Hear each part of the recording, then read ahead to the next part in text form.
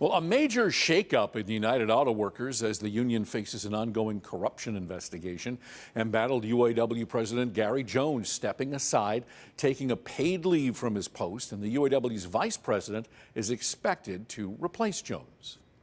In early 2019, UAW President Gary Jones told membership, I am deeply saddened and irritated that some members of this union and some leaders in the auto companies exploited their positions to benefit themselves.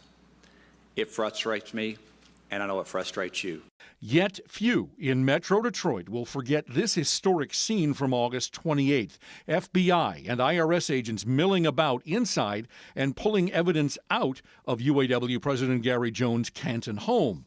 Neighbor J. Kevin Telepo made a most memorable description of the scene. Looking through those binoculars, looks like one of the gentlemen was sitting on the garage floor going through some wads of cash, and looks like they were just documenting some things that may have been on the property. The feds continue looking into Jones's possible role in the ongoing UAW embezzlement scandal. What's more, on that same day, the FBI searched the home and office of Vance Pearson, Jones's right-hand man in Region 5 out of St. Louis, and indicted him a week later. Then, just last Thursday, they indicted another of Jones's staffers. This is Edward Nick Robinson of St. Louis. Court documents claim he diverted $850,000 by claiming the money was needed for UAW conferences. It's that investigation that gave Jones reason to ask for a leave of absence with pay.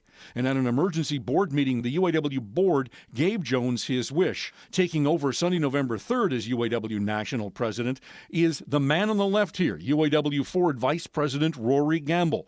Back in July, we watched as he shook Ford Chairman Bill Ford's hand at the national handshake ceremony. The city of Detroit needs to elect people, and not only in the city, but in Lansing, who's going to keep the best interests of this city at heart. He's been politically active during his 38 years with the UAW. Elected UAW Ford Vice President in 2018, Gamble's been involved in negotiating hundreds of UAW contracts. He's also served 3 terms as UAW Region 1A Director.